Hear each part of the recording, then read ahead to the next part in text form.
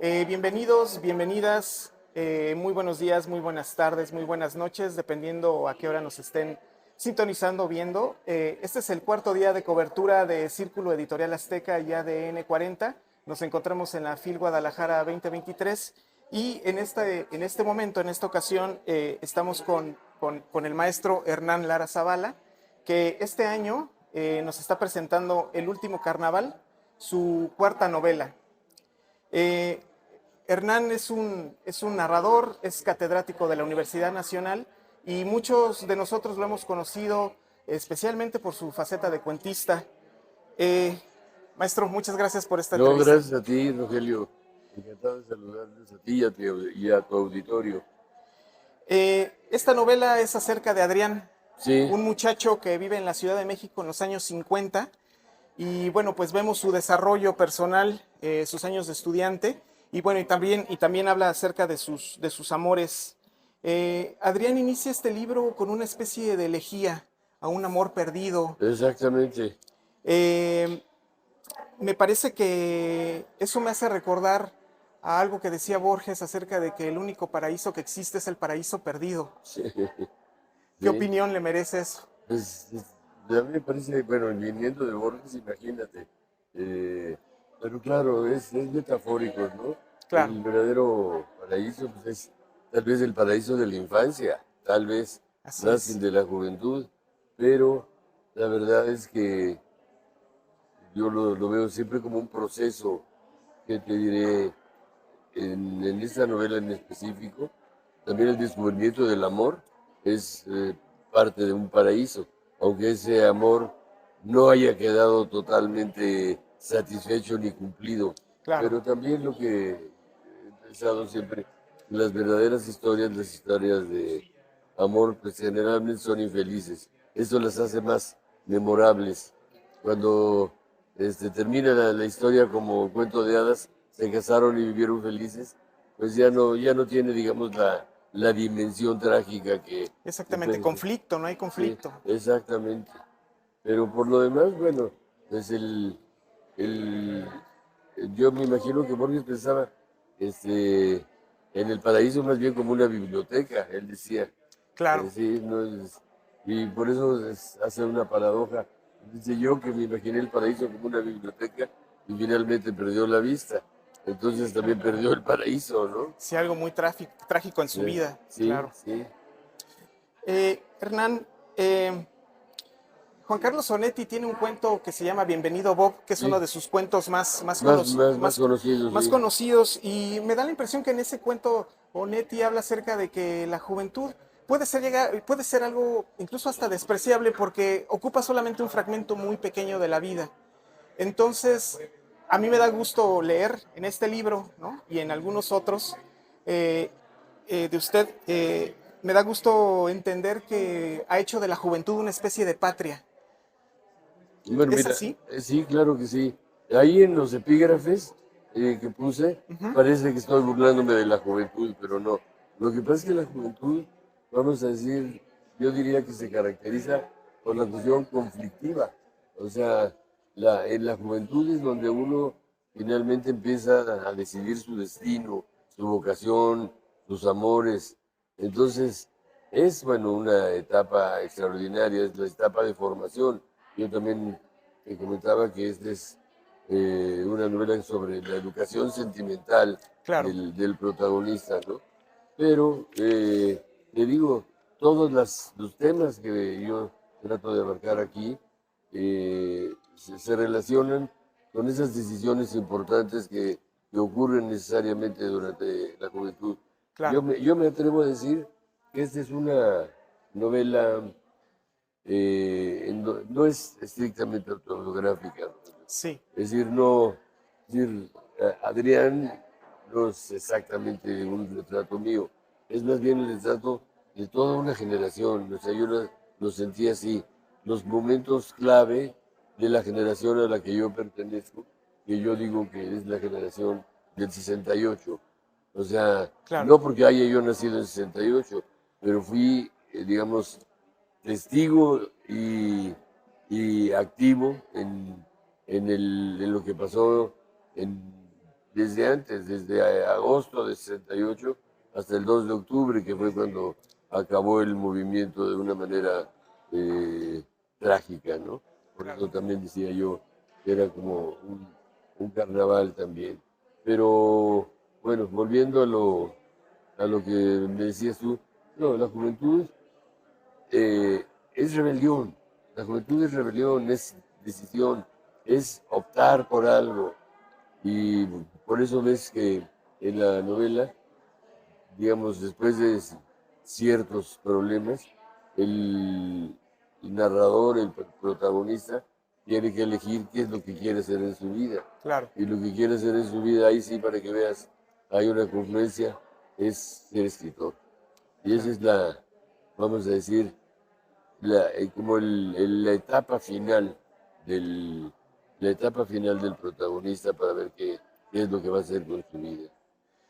Retomando un poquito acerca de la memoria emocional, la música también es una especie de memoria y en el libro hay muchas referencias a grupos de la época de los años 50, por ahí se menciona el Rey Criollo de Elvis Presley. Sí, Eh, ahora bien, ¿qué opinión le merece la música actual? Porque haciendo una contraposición sí. entre juventud y bueno, pues años anteriores, ¿qué opinión le merece la música, la música actual? Mira, la música El para... rap, la música urbana que Sí, se le llama. pues mira, yo te voy a decir que la música yo creo que es una de las más nobles de las artes, Claro, entre otras razones, porque no requiere un gran esfuerzo para, digamos, identificar una canción, a un cantante, etcétera, y marca de una manera muy singular las etapas de la vida de uno. sí, Entonces, para contestar a tu pregunta, yo creo que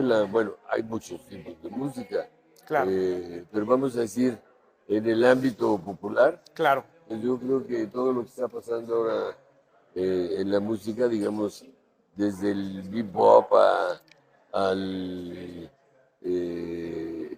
reggaetón, etcétera, son derivaciones, yo diría, del espíritu del rock.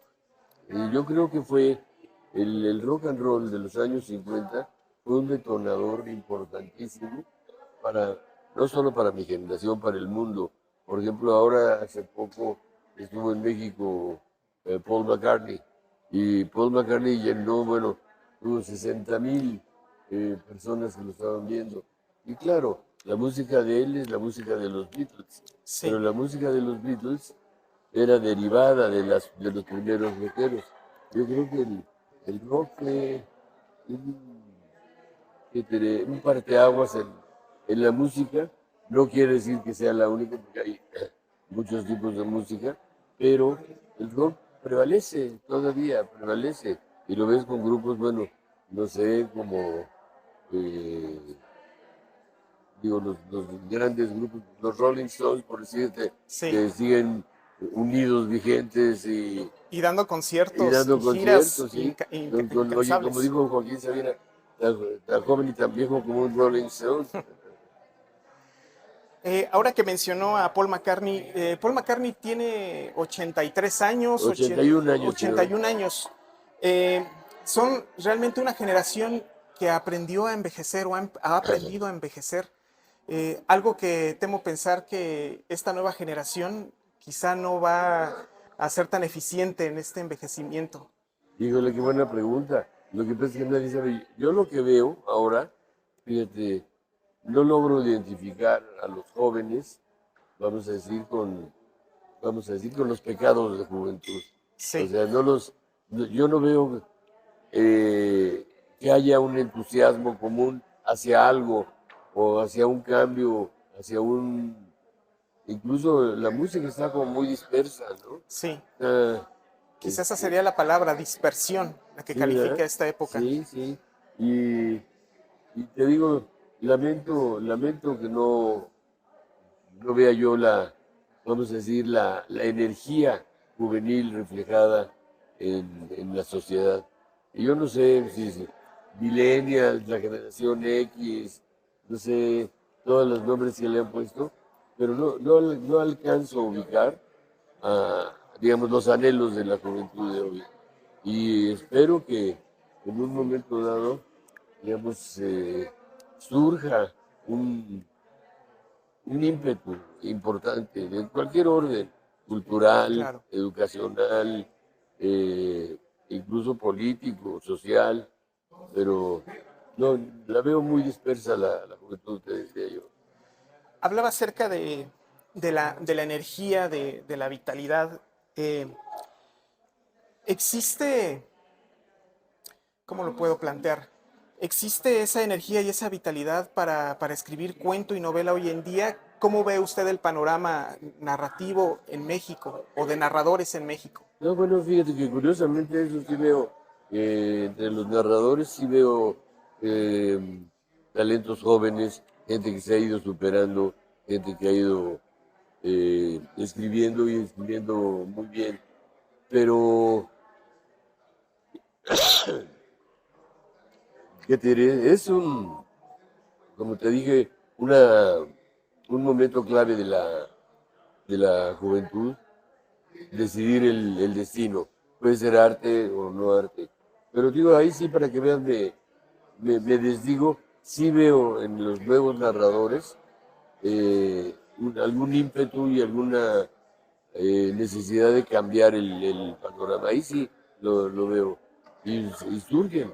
Ahora, también es muy variada ya la producción. Hay muchos escritores, por ejemplo, que se van por el relato gráfico, el cómic, Sí, eh, las aventuras, digamos, de un poco tipo de las aventuras japonesas. O claro, sea, es decir, como que hay una variedad más amplia.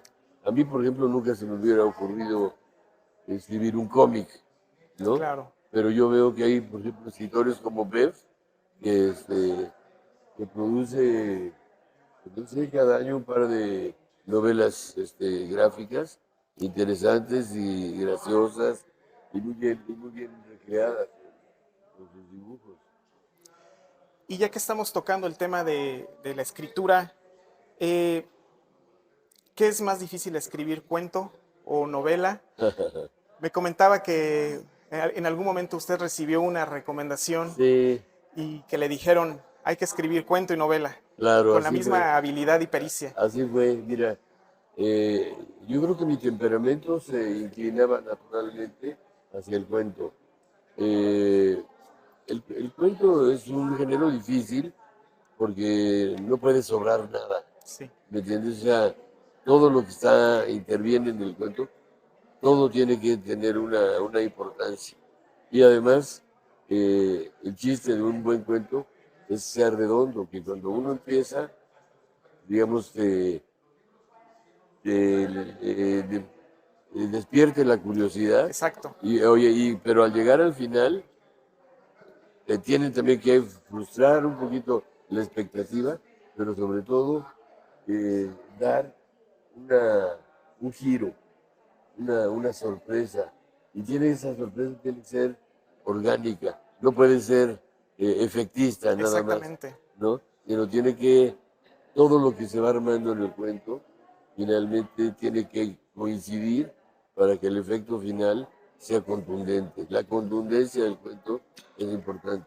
Pero por lo mismo, como te decía, en el cuento, eh, bueno, depende de qué tipo de escritor, pero en general, cuando uno tiene la revelación de un cuento, yo creo que casi empieza uno por el final y después lo tienes que armar y lo tienes que integrar y hacerlo orgánico, cosa que no sucede con la novela. Fíjate. La novela, como te digo, es de disciplina, de voluntad, de ensayo y error, de corregir, y al mismo tiempo también tiene que tener la coherencia de un relato, pero no es tan, vamos a decir, no es tan aventurado como el cuento. Es decir, tú escribes una novela, vas avanzando poco a poco, vas corrigiendo, vas ajustando las cosas, y el chiste es que te ofrezca un mundo, eso sí, y ese Claro, mundo puede ser contradictorio también, por no supuesto. como en el cuento tiene que ser único, o sea, como te digo, exacto. el efecto dramático del final, como le decía Cortázar, el knockout. El knockout, exactamente. Sí. Eh, ya para ir terminando, me gustaría que nos comentara, o más bien, si es posible darlo, algún consejo a los jóvenes narradores, porque digamos usted tiene ya una larga trayectoria que ha sido pues seguramente una trayectoria de resistencia, Sí. de disciplina. ¿Qué consejo le podría dar a un joven escritor que está emprendiendo en este momento las letras para que tenga una carrera larga y productiva como la de usted? No, gracias, muchas gracias. Mira, es muy difícil dar consejos, pero el consejo que yo tendría es no perderse en la publicidad, la popularidad, la venta, sino buscar adentro de cada quien, cada escritor tiene que buscar su voz, vamos a decir, una pequeña voz personal que solo puede emerger cuando tú lo empiezas a cultivar, ¿no? Porque el chiste de un buen escritor es que refleje su mundo. Es decir, tú no quieres parecerte a algún otro escritor, tú quieres Ser único, ser, sí, claro, ser original, pero bueno, pues todo eso lo tienes que ir preparando. El oficio te ayuda muchísimo, el ensayo y el error, la corrección. O sea, terminas, digamos, un cuento o un capítulo de una novela y entonces lo dejas descansar un poquito y luego lo retomas, lo corriges, digamos, de tal modo que no sean con prisas ni nada, sino que lo vayas madurando, digamos, ¿no? Ese sería el principal consejo. Y bueno, por supuesto también las lecturas, porque claro. la lectura también te ayuda mucho a descubrir tu voz. O sea, tú no puedes querer ser un escritor que escriba todo tipo vamos a decir, de historias. O sea, a veces les pasa a algunos colegas que de pronto escriben una novela policíaca, después una novela de amor, después una novela de aventuras, después, digo, Claro, ajá. es muy, Se muy, muy disparan los diverso. Sí, géneros. sí. Sí, En cambio, cuando uno está centrado en una temática, entonces también estás profundizando y avanzando, ¿no? Entonces, eh, esa búsqueda de la voz, que tío, se da en muchos sentidos eh, a través de las lecturas, pues es muy, muy importante, es parte de un proceso. de un proceso. Bueno, pues con esto damos final a la charla. Paciencia, disciplina, enfocarse, son las recomendaciones que nos da el maestro Muchas Hernán gracias. Arazabala. Y bueno, por favor, si están aquí en la FIL de Guadalajara, dense una vuelta al stand de Penguin Random House. Ahí pueden encontrar esta novela. Gracias, Gracias, gracias. gracias, Rogelio.